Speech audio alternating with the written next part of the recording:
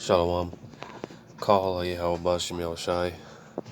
The boldest to the apostles and elders of Great Millstone. Yahweh Shemel Shai Barakatham to the hope of the elect.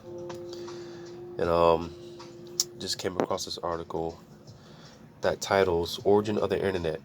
Who invented the World Wide Web? Alright.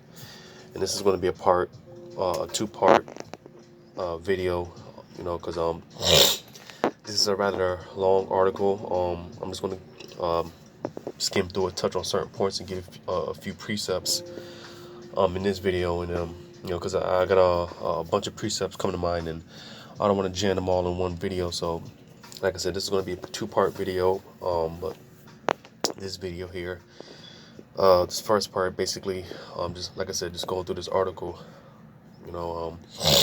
because dealing with the internet, all right, it is prophetic, all right, does pertain to prophecy, so I'm just getting to it. Again, the title says origin of the internet. Who invented the World Wide Web?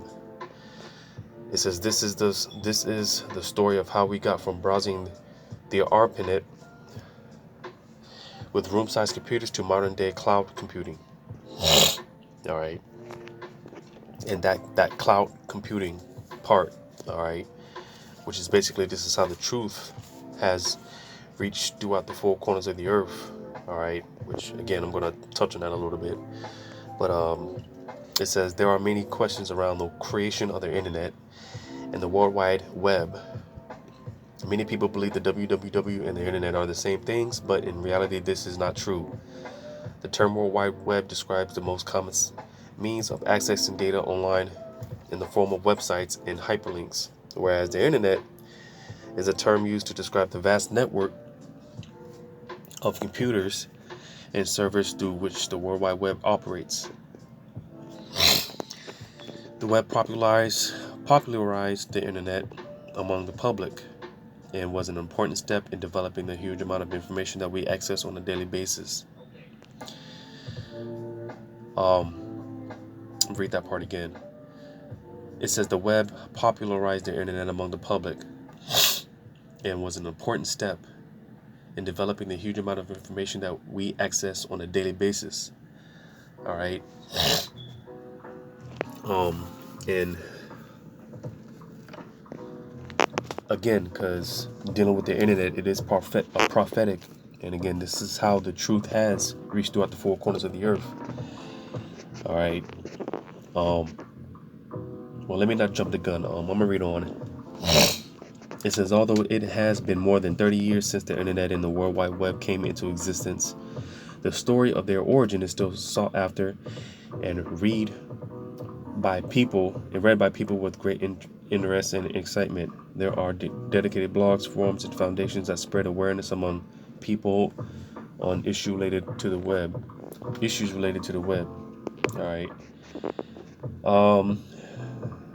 It says internet history, origin, and evolution. It says people had the idea for the internet long before the technology to create it actually existed. In the early 1900s, Nikola Tesla, which he was a Jake, all right, had an idea for a world wireless system. Because real quick, when it comes to all of inventions, man, we get this.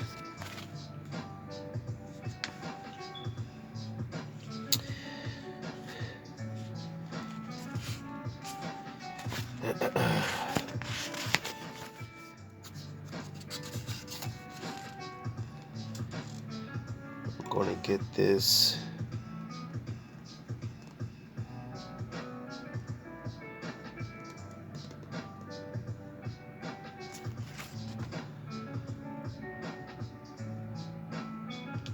Just bear with me.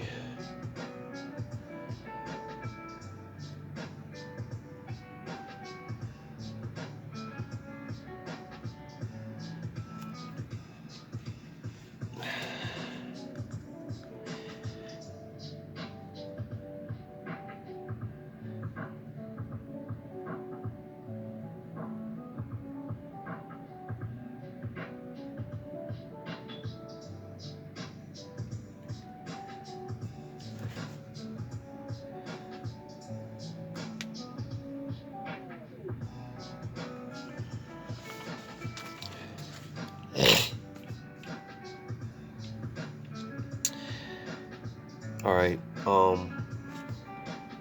Yeah, that slipped my mind. Um, but basically, where it said, Jacob being the former of all things, and I know I was butcher it. That's why I wanted to actually get it, but it slipped my mind. But yeah, because again the scriptures say that Jacob, the former of all things, again roughly paraphrasing it. All right, because again, when it comes to invention, these inventions, Jake, you know, Jake created all these things, man. Jake came up with all these ideas, man. Like hockey. Um, a lot of people talk about how hockey is a white man's sport. When Jake created hockey. All right, because Jake created everything. So yeah, just dealing with this guy Nikola Tesla. He was a Jake. All right, and it said had an idea for a world wireless system in the 1940s. Paul Outlet, the founder of the field of information sciences, wrote about radiated library that would use telephone signals to connect TV watchers to encyclopedia knowledge. In the early 1960s, technology finally began to catch up with some of these ideas. And the 60s, man, yeah, that era, it was a very spiritual time. A lot of things took place around this time frame. That's pretty much when Abba Bivens was on the scene. All right, that's pretty much the seed for the truth was planted during this time era. A lot of things, a lot of prophetic events took place in that era during that time. All right, but it says in the early 1960s, technology finally began to catch up with some of these ideas. Shortly after MIT's JCR Licklider popularized the idea of an intergalactic network of computers, the concept of packet switching was developed. This is a method for effectively transmitting electronic data, and it would become one of the major building blocks of the internet. All right, and it says in 1966, the Advanced Research Projects Agency Network, a division of the U.S. Department of Defense, established the ARPANET, which built on Licklider's ideas to create a workable prototype of the internet. The ARPANET used packet switching to allow multiple computers to communicate on a single network. The system sent its first nod-to-nod message on October 29, 1969 between a computer at UCLA and a computer at Stanford. The attempt to send a single word, login, was enough to crash a small network. The Stanford computer only received the letters LO.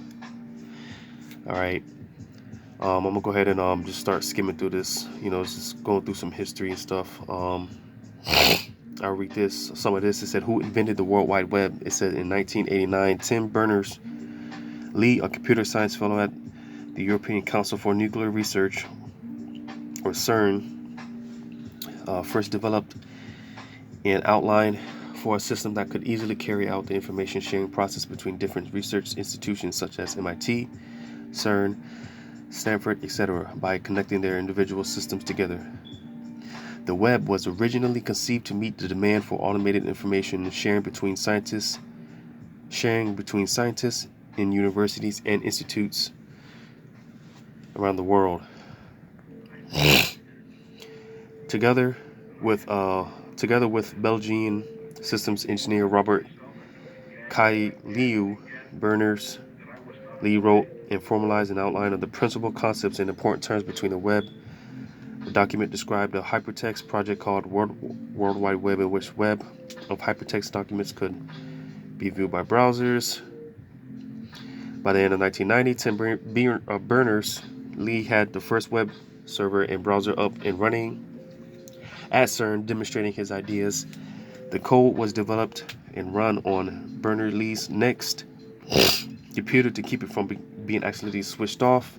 There was a handwritten label on the computer in red ink. This machine is a server. Do not turn it. Do not power it down. In 1993, the source code for the www project was released for the public, and CERN also made the information sharing system freely available to all. These steps laid the foundation of the open and easily accessible modern day web services. Why were the internet and the World Wide Web invented? It says in 1968, Defense Advanced Research Projects Agency, or DARPA, came in an agreement with BBN, a research and development company, to develop the ARPANET. Its initial purpose was to link computers at Pentagon-funded research institutions over telephone lines. The ARPANET was the end product of developments spurred by Cold War military attempts to develop an early warning system to detect surprise nuclear attacks against the United States. Military commanders wanted a computer communication system that had no central core, headquarters, or base of operations that could be destroyed or interrupted by an attack. An earlier system called SAGE, semi-automatic ground environment, had been developed, which used to track incoming enemy aircraft to coordinate military response. And then again, just skimming through this, man, because again, why was the internet, why was this technology invented? All right, because again, more so for prophecy. All right, because Esau, because the scriptures talk about how knowledge would be increased in these times that we're in, so the Lord had to give Esau the ability, an advancement in technology, to be able to, bring prophecy to pass and things of that nature, because pretty much, let me get this real quick in Psalm 73, all right, because pretty much the internet, man, it's just I'm gonna get this in Psalm 73 and verse 9. It says, Psalm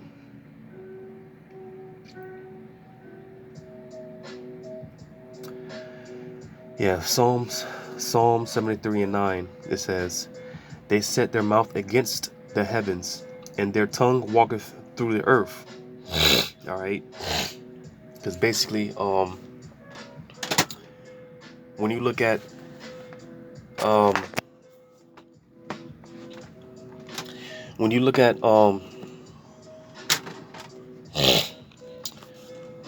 because basically, man,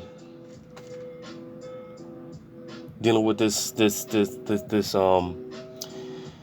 internet, things like television, and things of that nature. It was basically Esau. This is how this is how their tongue walks through the earth, like I just read it here in Psalm 73 and 9. All right, this is their way of communicating, their propaganda, passing their messages on down to talking about the elites of this world. This is how they tell a message. All right, like I said, an example of that, the television, telling a vision, to the to the people and things of that nature, because again, it said they set their mouth against the heavens, and their tongue walketh through the earth. All right, and like I said, this is the the least. This is how they communicate, because at one point in time, man, they didn't have all this technology, man. Back in the ancient world, man, you had to physically, if you wanted to send letters, man, you physically had to write things out and physically, carry the letters to and fro and stuff like that. But you see, with this technology and with the internet and everything being digital, all right, it makes it much more easier, and even more so when it comes to Revelation 13, 16, 17, and 18, all right, because like I said, the Lord had to allow Esau to get to a certain point as far as his technology All right. As far as his technology to fulfill Revelation 13, 16, and 17, you know, because these advancements in technology, all right, is basically groomed everyone, is prepping everyone to willingly accept the Revelation 13, 16, 17, and 18. All right, that's what, through the advancement of their technology. All right, matter of fact, let me go there real quick. In Revelation 13, in order for them to give power to the image of the beast, all right, that it should speak, all right, they would have to, again, they would have to, get to a certain point as far as their technology, you know. Revelation 13,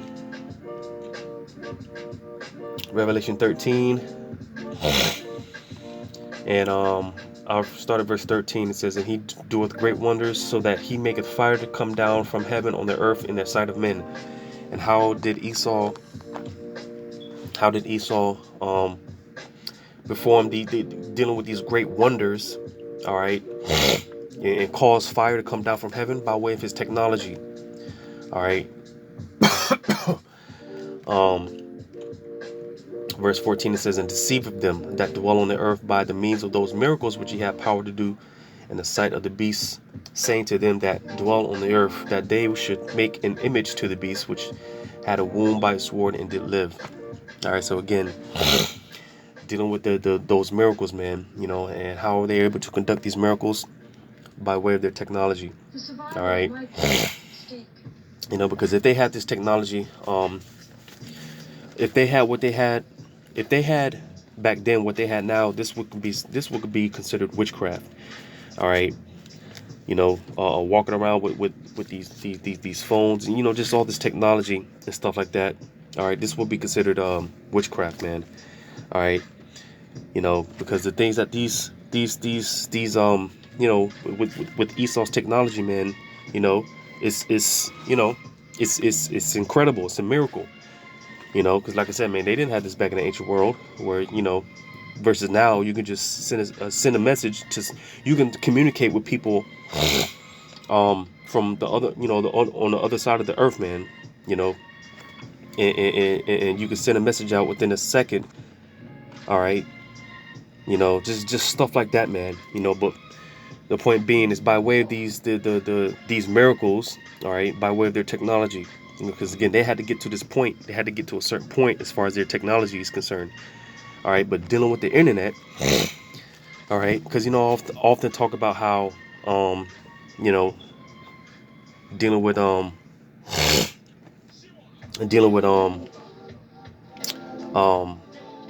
well, again, let me not jump the gun. I'm gonna save that for part 2.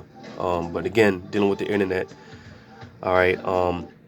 Why was it created, man? Ultimately to, again, fulfill prophecy, because ultimately, Yahweh Shemel Shai set the internet up so the truth could be pushed throughout the earth.